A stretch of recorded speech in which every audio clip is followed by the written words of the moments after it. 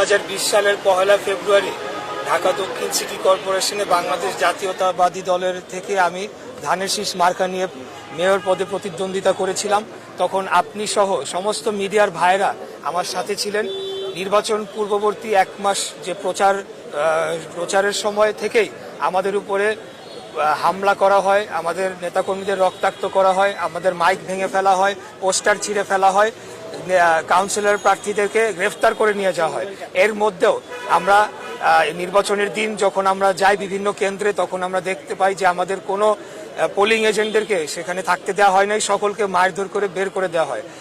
Polling vote কেন্দ্রগুলো বেশিরভাগই 9:30টার দিকে খোলে এবং 1-1.5 ঘন্টা ভোট গ্রহণের মতো হয়ে পরবর্তীতে সেগুলোকে বন্ধ করে দেওয়া হয়। আমিও বিভিন্ন কেন্দ্রে যে সেগুলোকে বন্ধ পাই এবং পরবর্তীতে ইভিএমে কারচুপি করে সেগুলো আমার ভোটকে যে 1.5 ঘন্টার মাধ্যমে আমি যে ভোট পেয়েছিলাম 2 লক্ষ সামথিং, সেটিকে ওভারকাম করার জন্য সারা দিনব্যাপী আপনার ইভিএম দিয়ে আপনার কারচুপি করা হয় এবং পরবর্তীতে 6:30টার দিকে ফলাফল ঘোষণার কথা থাকলেও সেটা হঠাৎ করে বন্ধ করে দিয়ে রাত 1:30টার সময় ফলাফল একতরফাভাবে ঘোষণা করা হয়।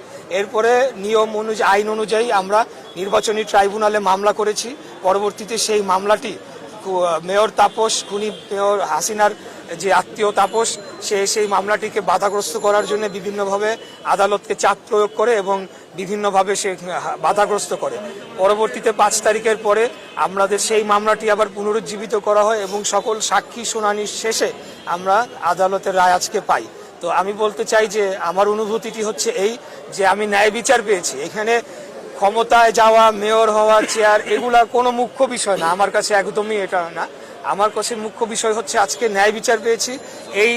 এই রায়ের ফলে আগামীতে যাতে কোনো নির্বাচনে কেউ কারচুপি না করে এবং অবৈধভাবে গিয়ে চেয়ার দখল না করে, সেই ধারাটি যাতে ভাঙে এবং আমরা আগামী দিনে সম্পূর্ণ একটি গণতান্ত্রিক এবং সুনির্বাচনের মাধ্যমে একটি জনগণের সরকার প্রতিষ্ঠা করতে পারি, সেটি ধারাটা অব্যাহত থাকুক, সেটি আমি কামনা করছি। ঈশ্বর ভাই, আপনি বলছিলেন যে কারচুপির অভিযোগ রয়েছে, যে সে কারণে আবার হামলার ঘটনার কথা বলেছেন। সেখানে কিন্তু সময় টেলিভিশনের একজন ক্যামেরা পার্সন, আমি সঙ্গে ছিলাম, আশরাফুল ইসলাম, তিনি কিন্তু আহত হয়েছিলেন, তাকে কিন্তু রক্তাক্ত হতে হয়েছিল সেই হামলার ঘটনায়, সেটা কিন্তু আমরা সাক্ষী ছিলাম।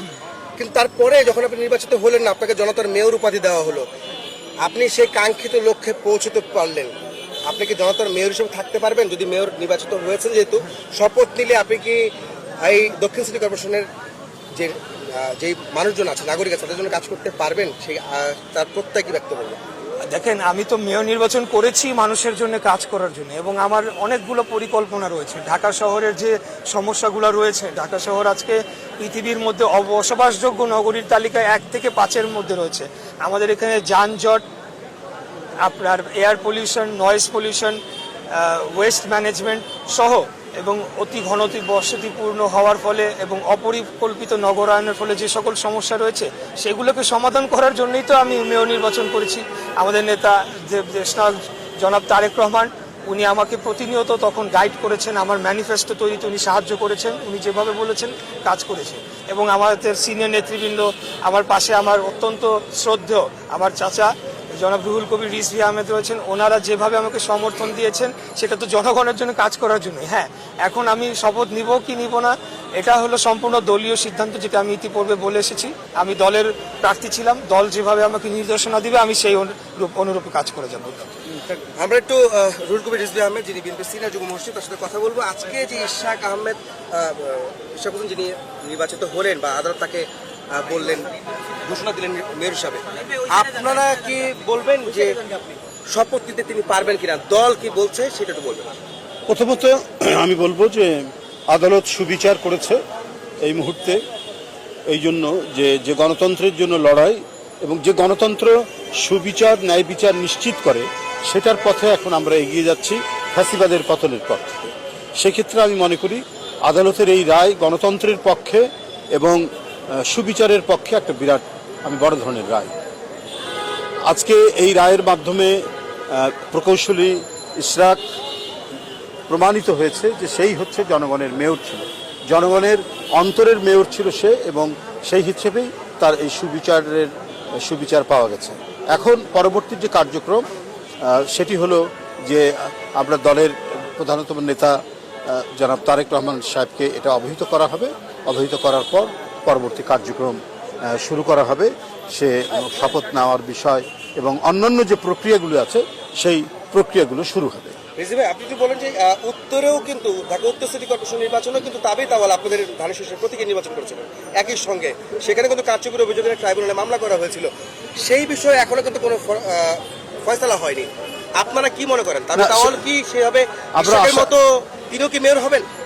নিঃসন্দেহে যদি সে বিচার যে বিচারাধীন যেটা রয়েছে, সাবজুডিস যেটা রয়েছে, সেখান থেকে ন্যায় বিচার পাবে এবং ন্যায় বিচার পাওয়ার পর তারপরে সে দলের সমর্থন নিয়ে মেয়রের শপথ নেবেন কি নেবেন না, এই বিষয়গুলি তখন নির্ধারিত হবে। এখন যেমন এটা নির্ধারিত হয়েছে, তবে এই মুহূর্ত পর্যন্ত আদালতের যে রায় জনমতের পক্ষে, গণতন্ত্রের পক্ষে এবং ভোটারদের ভোটের পক্ষে, সেই রায়ের জন্য আমি আমাদেরকে নিজেদেরকে খুব ভালো লাগছে যে আমরা সামনের দিকে একটা শক্তিশালী গণতান্ত্রিক কাঠামো গড়ে তুলতে পারব।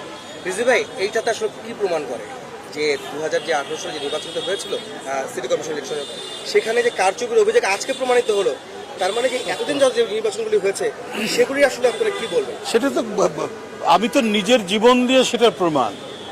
প্রকৌশলী ইশরাক এবং তাবিদ আউয়ালের নির্বাচনে আমি ব্যক্তিগতভাবে সন্ত্রাসী হামলার শিকার হয়েছি কারওয়ান বাজারে। ধারালো অস্ত্র নিয়ে আমার উপরে করা হয়েছে, হামলা করেছে। তো এর বাইরে তো আর কিছু নাই, আমি তো নিজের জীবন দিয়ে। আর সারা সিটি কর্পোরেশন উত্তর দক্ষিণে চলেছে সন্ত্রাসের মহাযজ্ঞ, মহারাজত্ব। ও যেটি বলেছে, ইশরাক যেটি বলেছে যে 9টার মধ্যে সব ভোট শেষ, বন্ধ করে দিয়েছে, পোলিং এজেন্টদেরকে বের করে দিয়েছে এবং সাধারণ ভোটাররা লাইনে দাঁড়াতে এসে তারা সন্ত্রাসী পরিস্থিতি থেকে তারা সব ফেরত গেছে। এইটা শেখ হাসিনার ফ্যাসিবাদী যে নির্বাচন, হাসিনা মার্কা যে নির্বাচন, সেই নির্বাচনের একটা উৎকৃষ্ট দৃষ্টান্ত হচ্ছে সেই সিটি কর্পোরেশন নির্বাচন। সুতরাং এর বিরুদ্ধে মানুষের যে ক্ষোভ, সেই ক্ষোভগুলো নিঃসন্দেহে আদালত সেগুলোকে বিবেচনা করে তারা এই সুবিচারটি করেছেন। একটা গুরুত্বপূর্ণ প্রশ্ন আমি করবো, রিজভী আপনি যে থাকবেন, সেটা হচ্ছে যে এখন কথা উঠছে জাতীয় নির্বাচন আগে না স্থানীয় সরকার নির্বাচন আগে। এই মুহূর্তে আসলে আপনি কি মনে করেন স্থানীয় নির্বাচন খুব জরুরি নাকি জাতীয় নির্বাচন জরুরি? কোনটার বিষয়ে আপনি মতামত দেবেন? যদিও আপনি স্থানীয় সরকার নির্বাচনে এইমাত্র নির্বাচিত ঘোষিত হয়েছে না, আপনি কি বলবেন? আমি আসলে দীর্ঘ আইনি লড়াই করে আমি আদালতের মাধ্যমে রায় পেয়েছি এবং আপনারা সকলে এটার সাক্ষী এবং প্রমাণ আছেন। আমাদের দলীয় সিদ্ধান্ত, আমি যদি ভুল না করি, আমি জানি যে সবার আগে আমরা জাতীয় নির্বাচনকে প্রাধান্য দেওয়া হচ্ছে এবং আমিও ব্যক্তিগতভাবে মনে করি যে স্থানীয় সরকার নির্বাচনটি হলে এখানে ফ্যাসিবাদী শক্তির পুনর্বাসনের সমূহ সম্ভাবনা রয়েছে। তারা বিপুল পরিমাণে অর্থ লুটপাট করেছে, সেই অর্থগুলা পাচারকৃত অর্থ আবার বিনিয়োগ করে তারা পুনর্বাসিত হতে পারে। অতএব আমরা মনে করি যে এই স্থানীয় সরকার নির্বাচনটি আমাদের যে মূল লক্ষ্য, একটি সুষ্ঠু, অবাধ, নিরপেক্ষ জাতীয় নির্বাচনের মাধ্যমে একটি নির্বাচিত পার্লামেন্টকে নিয়ে আসা এবং একটি গণতান্ত্রিক সরকার প্রতিষ্ঠা করা, সেটিকে ব্যাহত করতে পারে, এটি আমি মনে করি। ধন্যবাদ আপনাদেরকে। ধন্যবাদ। আপনারা শুনছেন আদালত থেকে ঘোষণা করা হলো।